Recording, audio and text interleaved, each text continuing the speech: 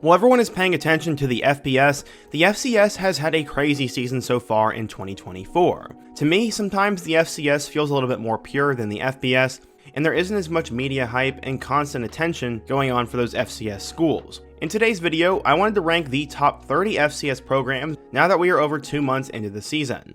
But before we get started, if you're a big fan of college football, be sure to subscribe to the channel, leave a like if you want to support today's video, and let me know what player, team, topic, or situation I can cover next. Now let's get started and rank the top 30 FCS schools in 2024 so far. At number 30, we have Duquesne. They currently sit at 5-2 in the NEC, but their only 2 losses are to FBS teams in Toledo and Boston College. Since then, they've been on a roll, slowly improving on offense behind Darius Parentis at quarterback and Jamario Clements at running back. Parentis so far has 1,100 passing yards with 15 touchdowns and 5 interceptions, and the toughest game left on the Duke schedule is against a 5-3 Robert Morris team, who despite having more losses are first in the NEC. If the Dukes get past them, they should win the conference. At number 29, we have Drake. They are the only member of the non-scholarship Pioneer League on this list. The Bulldogs currently sit at 5-1, with their only loss coming against South Dakota. It was a blowout 42-3, but the Bulldogs have been undefeated ever since. The problem is that every single one of their wins has been by 10 points or less, with 2 overtime victories. Quarterback Luke Bailey leads the way with 1,600 yards, 5 touchdowns, and 4 picks, and it's easy to say the Bulldogs are fraudulent, but they do keep winning, and that's the only stat that really matters. At number 28, we have Jackson State. Coach Prime almost stripped Jackson State down to the bare minimum when he left for Colorado, but the Tigers have bounced back to a 7-4 start under T.C. Taylor to now a 6-2 start this year. Their only losses come against UL Monroe and their rivals in Grambling State. Jacobian Morgan is one of the best HBCU quarterbacks out there, as he has 1,400 yards, 11 touchdowns, and 4 picks, and the Tigers have re-established a run game that was gone under Coach Sanders, as Irv Mulligan's 560 yards and 6 touchdowns are great so far. They are strong contenders to right now make the Celebration Bowl. At number 27, we have Harvard. Harvard is 5-1 with their only loss coming to Brown in week 2. At second in the Ivy League, the biggest games left on the schedule are against Dartmouth this week, and of course the game against Yale to end the year. Their pass-first offense is led by quarterback Jaden Craig, who has 1,500 yards and is mainly thrown the ball to Cooper Barcade at receiver, who has NFL attention thanks to his 571-yard season and 8 receiving touchdowns. At 26, we have UT Martin. The Skyhawks are 5-3, with their only losses coming against Kansas State, SEMO, and Missouri State, 3 really good teams. They've been on an offensive tear recently thanks to quarterback Kincaid Dent and running back Patrick Smith. Dent, the former Ole Miss backup, is having a down year as a passer, but still has over 1,000 passing yards and 11 touchdowns to just 3 picks. Patrick Smith has over 800 rushing yards and 12 touchdowns, and the biggest game left on their schedule is Tennessee State, and there's a chance they win out from there. Speaking of Tennessee State, they are number 25. They're led by head coach Eddie George, and they're in the midst of their best season since 2013 at 5-3 overall, with 4 more games on the schedule and the opportunity to finish at 9-3. They're currently sitting at second in the Big South OVC Merged Conference, largely behind Draylon Ellis at quarterback, who has 1,700 yards, 13 touchdowns, and 4 picks, and he's throwing to Karate Benson at receiver, who has 584 of those yards and 3 touchdowns. Games against UT Martin and SEMO should decide their fate this season. At number 24, we have William & Mary. The Tribe have historically been a bad program until Mike London showed up, but he's turned William & Mary into a consistent competitor, and they're pushing to be a dark horse contender for the FCS playoffs. At 5-3, their only losses are to Coastal Carolina, Stony Brook, and Towson. Running back Bronson Yoder looks like one of the better backs in the conference, as he has 800 yards and 7 touchdowns on just 138 carries.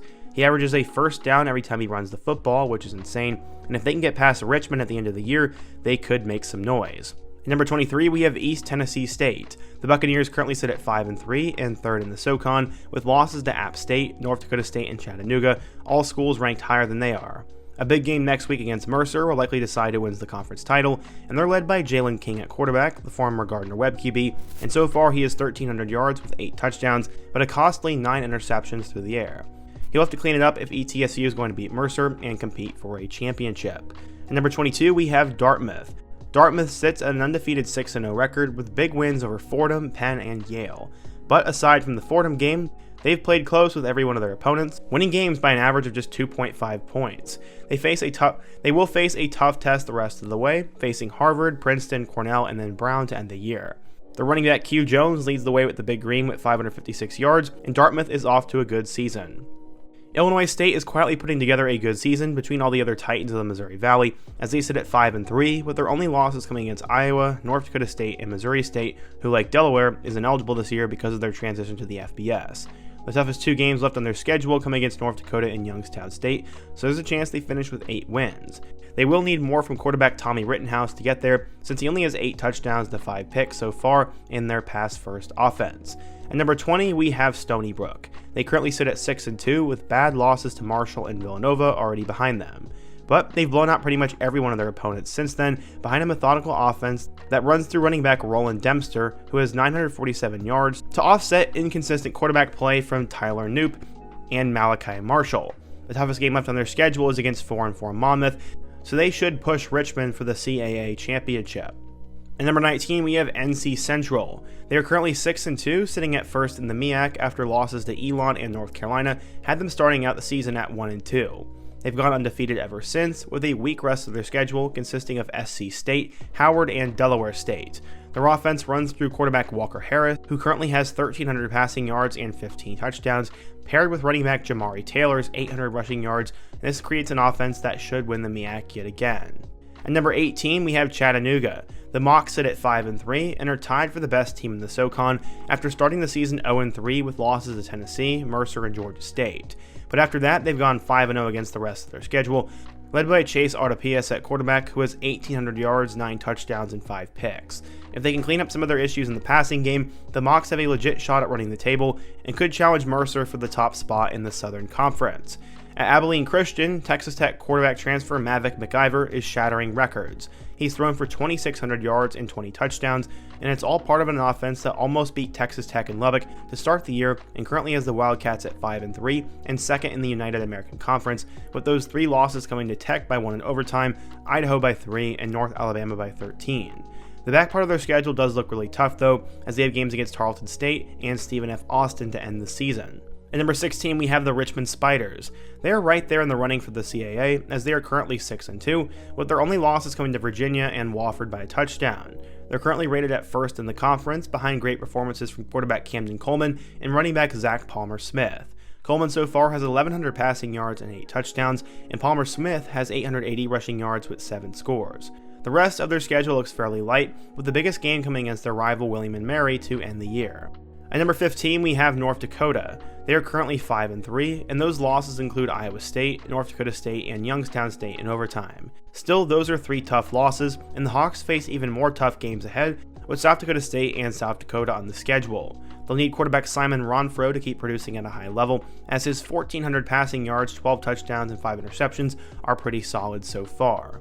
The Rhode Island Rams are ranked number 14 in the country, and are 7-1, with their only loss coming against Minnesota in Week 2. Still behind dual-threat quarterback Devin Farrell, he's been insane with 1,600 all-purpose yards, and running back Malik Grant with over 550. The Rams have one of the best rushing offenses in the FCS, but it doesn't get any easier with games against Delaware and Albany on the horizon, but they could win out and win the CAA, giving them a playoff berth. Villanova has been a sneaky team this year, as they're currently at 13 for me, and they are 6-2. They're still only the 4th best team in the Colonial Athletic though, but Delaware isn't eligible for the postseason and can't be ranked because they're moving to Conference USA. Instead, Nova's been consistent in plotting winning tough games. They've been consistent as they've won tough games, moving forward behind quarterback Connor Watkins, who has 1,100 yards and 8 touchdowns at quarterback. At number 12, we have Mercer. After head coach Drew Cronick left Mercer to be Navy's offensive coordinator, there were some thoughts that the Bears would go backwards. Instead, that has not happened under Mike Jacobs, who's led the Bears to a 7-1 record and the best team in the SoCon. The Bears don't score a lot, but have one of the most efficient defenses in the country, holding 4 teams to a touchdown or less so far this season. In the one game they let up more than 34 points, they ended up losing. At number 11, we have Central Arkansas. The Bears have one of the best rushing offenses in the country behind Shanderick Powell, who is currently 3rd in the country with 1,100 yards and 4th in touchdowns with 13. He's helped Central Arkansas go 6-2, with losses to Arkansas State by 3 and Abilene Christian by just a touchdown. Will McElvain is one of the better quarterbacks in the country too, as he has 1,800 passing yards and 12 touchdowns with just 3 picks through 8 games. Despite having 3 losses, Idaho comes in at the top 10, mostly because of their performance against one of the top teams in the FBS, Oregon, only losing that game by 10 points. Dropping games to 2 top 5 teams in Montana State and UC Davis doesn't hurt the resume at all either, especially with Jack Wagner stepping in after Giovanni McCoy's transfer to Oregon State, and he's thrown for 1,100 yards with 11 touchdowns. At number 9, we have Incarnate Word. Sitting at 6-2 and the best record in the Southland Conference, Incarnate Word stumbled out of the gate to a 1-2 record after back-to-back losses to South Dakota State and Southern Illinois. Since then, though, they've gone 5-0, led by Texas A&M transfer Zach Calzada at quarterback, who's thrown for 2,000 yards, 20 touchdowns, and just 4 picks, and it seems he's finally figured it out. Jalen Walthall's 772 receiving yards prove he might be one of the scariest players in the Southland as well. At number 8, we have Montana. The Grizzlies currently sit at 6-2 with losses to North Dakota and Weber State, but still have a spot in the top 10 rankings due to their insane running game that features both running backs Eli Gilman and Nick Ostmo. The two running backs combined for over 1,300 rushing yards and 14 rushing touchdowns, and they fit well with former Houston Cougar Logan Fife at quarterback, who's thrown for 1,200 yards, 9 touchdowns, and no picks. His backup has also been solid, and Montana's off to another tremendous season. Tarleton State is on rocket fuel since joining the FBS, and in just their 5th season at the FCS level, they are already 7-1 and the best team in the United Athletic Conference. A lot of what comes down to that is Kayvon Britton at running back, who leads the FCS in rushing yards with 1,300 yards. The lack of a real passing game isn't slowing the Texans down at all, as they should be shoo-ins for the UAC by the end of the year. At number 6, we have Southeastern Missouri State. SEMO currently sits at 8-1 with their only loss coming to New Mexico State, a huge improvement from their 4-7 record last year. Despite losing NFL player Ryan Flournoy, the Redbirds have been great. A part of that has been Paxton DeLaurent at quarterback, who doesn't just lead the FCS in passing yards, but he leads the entirety of Division I with 2,800 yards. A huge part of that passing game has been 6'7" receiver Dorian Anderson, who has 720 yards and 8 touchdowns, and he might make his way to the NFL just like Flournoy did. At number 5, we have South Dakota, as they've been one of the Missouri Valley's most underrated programs at 6-2, with their only losses coming against Wisconsin and South Dakota State. They have one of the best rushing attacks in the country, led by Charles Pierre Jr. and Travis Tice at running back, who each have 700 and 600 yards respectively. The hardest part of their schedule is in front of them though, with games against both North Dakota schools to end the year. One of the big surprises of the season has been UC Davis, who's currently 7-1, and I have them at number 4. They've already matched their win total from last season, with their only loss coming against Cal to start the year. They also look better than they normally do. They've had some tight wins over Utah Tech, Idaho, and Portland State, but they've won when it matters. They're led by Miles Hastings at quarterback, who has 2,500 yards, 20 touchdowns, and 6 interceptions. At number 3, we have South Dakota State. Despite a close loss to North Dakota State a few weeks ago, SDSU is still one of the best teams in the country at 6-2, with their only other loss coming to Oklahoma State. Despite a close win over the rival South Dakota, they still have one of the best offenses in the FCS, led by Mark Gronowski at quarterback, who has 1,400 yards, 11 touchdowns, and 6 picks. They also have a great 2-back system in Amar Johnson and Kirby Voorhees, as they both might be making their way over to the NFL. At number 2, we have the Montana State Bobcats. The Bobcats are one of the few undefeated teams in the FCS, as they are currently 8-0, with a win over FBS New Mexico to start the year being the smallest margin of victory for them. So far, they average 42 points per game, and their only tough games end the year against UC Davis and the rivals Montana. They really could finish the year undefeated, and Montana State has legit title aspirations. Okay, so at number 1, we have North Dakota State. After dropping that close game against Colorado in Week 1, the Bison locked in and look like the North Dakota State teams of old. They currently sit at 8-1 under first-year head coach Tim Polasek, including a blowout win over their rivals in number 7 North Dakota and a close win at home against number 1 South Dakota State. Cam Miller looks like one of the best quarterbacks in the FCS with 1,800 passing yards, 16 touchdowns, and no interceptions. So yeah, today I power ranked the top 30 teams in the FCS, and let me know what you agree and disagree with. Do any of these teams deserve videos of their own? And what are your thoughts on who will end up winning the FCS? Be sure to let me know down below, leave a like if you didn't support today's video, subscribe if you're new, and check out all the videos on the end screen. I hope to see you guys again soon, but until next time, peace.